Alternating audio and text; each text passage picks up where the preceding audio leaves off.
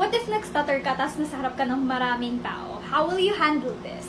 So for me, when I do stutter, what I do is take a little pause, maybe a good 2 to 3 seconds, and then smile a little bit. Why?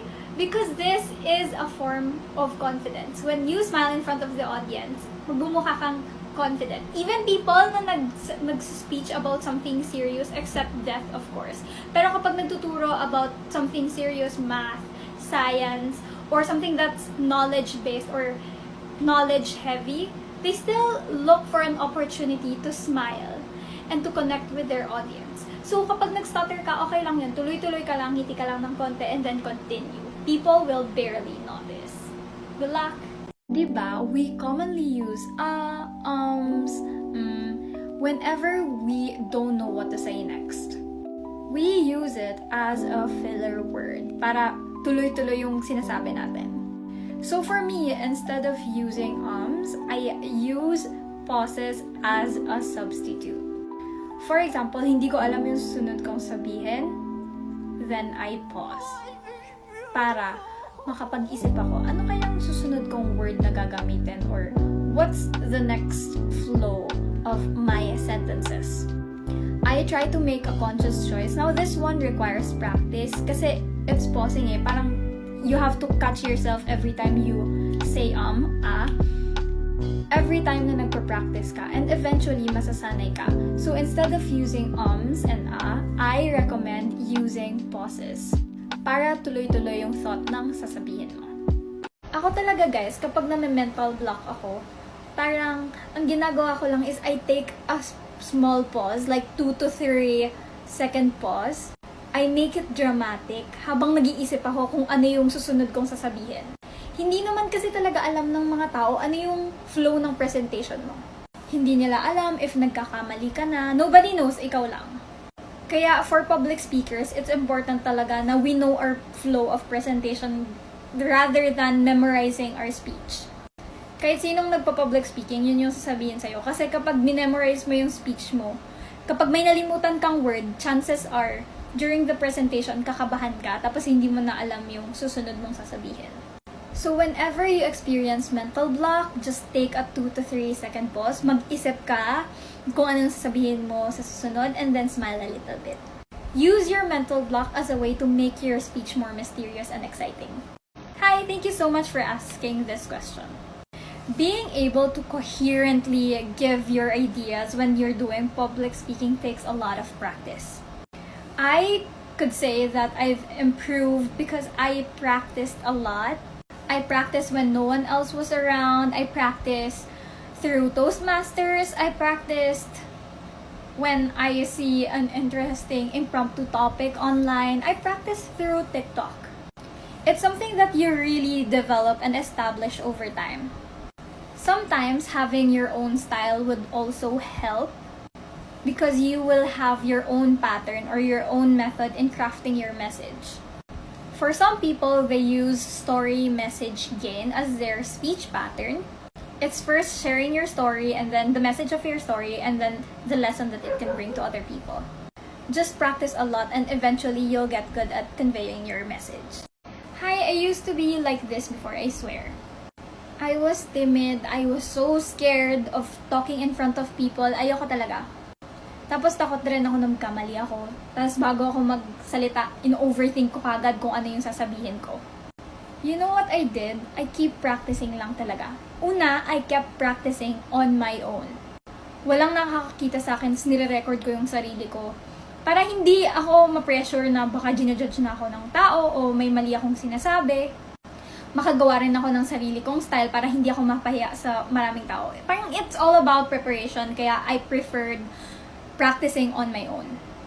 Tapos nung medyo okay na ako, pinaktis ko sa harap ng mga kaibigan ko.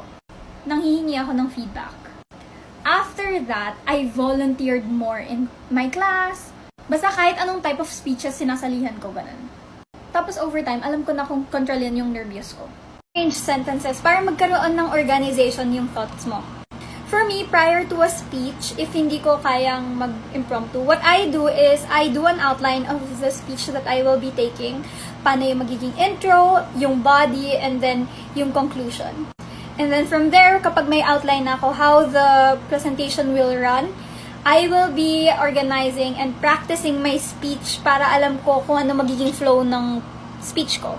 But if nahihirapan ka naman to transfer from one sentence to another para maging coherent sila, what you can do is, you have to improve your vocabulary skills. Kailangan mo magbasa ng mga libro, and you can also use these transition words for addition, emphasis, order, comparison. You can look it up on Google. Kailangan itry mo i-practice sa speech yung transition words. Basta bottom line is practice, practice, practice. I always get this question a lot, but you know what guys, if you really want to learn, it all starts with you being a beginner and being bad at it. You have to be okay with being bad at it until the time that you become good. You really have to keep practicing kahit minsan nahihiya ka na kasi ang dami mong mali. It's okay, it's part of the process and that's part of doing something that's new to you. Now, if you want to improve your speaking skills in terms of speaking in English, you really have to read a lot, you have to practice your grammar, you have to study your vocabulary, add new vocabulary words daily. For me, what really helped me to be an intuitive speaker is to write. I was a writer first before I ever learned how to do public speaking. So if you want to be good at public speaking in English, it's all about practice. Mahirap siya sa umpisa, lalo na pag hindi ka pa sanay. Kasi public speaking is all about knowing how to regulate your emotions. Kasi kapag magpa-public speaking ka and you're not familiar with the people you're talking to, kakabahan ka. So when you train for public speaking, it's not necessarily all about grammar, pronunciation, vocabulary words. It's also all about learning how to control your emotions, learning what your style is, and learning how do you tell great stories? How do you hook your audience? Yung mga bagay na yun kasi may ibang aspect sa public speaking na hindi pwedeng ituro sa'yo. Kailangan ikaw mismo yung alamin mo paano yung style mo. And to be honest, those things are something that you build through time. So yun yung nagpapahirap sa public speaking. Regulating your own emotions and learning your own style. You know what guys, if hindi mo pa talaga gamay yung English, then I would suggest always go back to the basics. Alam nyo guys, syunga-syunga kasi talaga ako sa math. Like, ayoko talaga ng math. Tapos, na-realize ko, the reason why I was so bad in math was because when I was in grade 5 and grade 6, nawalan ako ng teacher sa math. I studied in Saudi Arabia. Tapos, during the first half of my year in Saudi Arabia, umuwi yung professor namin for our mathematics subject. When I got back sa Philippines, nag-resign naman yung math teacher namin. I thought my parents knew that I didn't have a math teacher, but apparently they didn't. So when I got to high school, sobrang lag behind na yung math knowledge ko. Ang hindi ko na-realize nung high school, dapat pala, I should have gone back to the basics. All along, I thought that I was syunga-syunga. Pero upon reflecting now, it's not because I was syunga-syunga. It's because how will I understand something that's complicated if basics hindi ko pa masyadong gamay? So whenever you feel like hirap ka talaga to articulate well in English, then maybe you can try to revisit the basics and then evaluate yourself. Assess yourself. How are you in terms of this area? Like, kailangan mo pa bang aralin ulit? Or maybe you can move on to the next level. Assess your own capabilities and then from there, tingnan mo kung anong kailangan mo. Do you need to learn grammar, vocabulary, what pronunciation, what do you need? Kapag alam mo na yung kailangan mo, focus on that.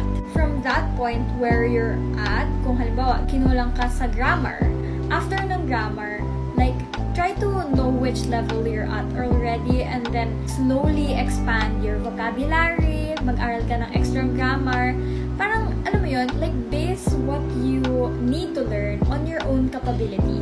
Kailangan kasi kapag nag-aaral ka, meron ka ring sense of self-awareness, like, what else do I need to be better? So, if hirap ka to completely articulate your thoughts, try to do public speaking na parang basic muna yung mga words na gagamitin mo. It doesn't matter. Kasi, alam mo, sa public speaking, it's all about telling great stories and connecting with your audience. Kapag may naparamdam ka sa audience mo, you're a great public speaker. Actually guys, if you're parang under 18 and wala pa talaga kayong experience sa public speaking, I really suggest na even if you're on your own, you can still practice. Like what I always say, that the reason why I put out impromptu speaking challenges daily is to help people have materials that they can use to practice public speaking. Now, if you're not comfortable, you don't necessarily have to put out your content. You don't have to post the speeches that you have or your practice videos. You don't have to post them. You can start posting them once you're comfortable and confident enough to post them. But until then, you can start practicing on your own. And there's really no harm into it. Record yourself and then practice speaking. That's like the baby steps that you can take to learn public speaking. Kaya mo yan.